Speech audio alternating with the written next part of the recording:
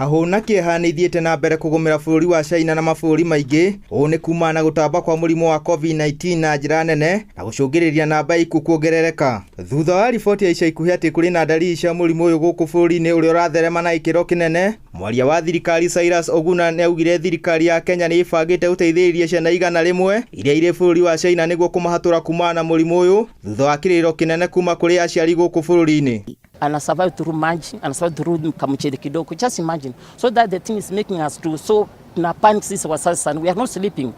2 months. As a government, and then, we have been really concerned about the outbreak of this coronavirus, which has been designated as COVID-19 in China. And we have put in place elaborate measures to ensure that there is no importation of this virus into the country. And we wish to state here categorically that to date, there has been no confirmed case in the country. We wish as government to assure the public the degree of preparedness is at the highest level possible and that there should be no cause for panic.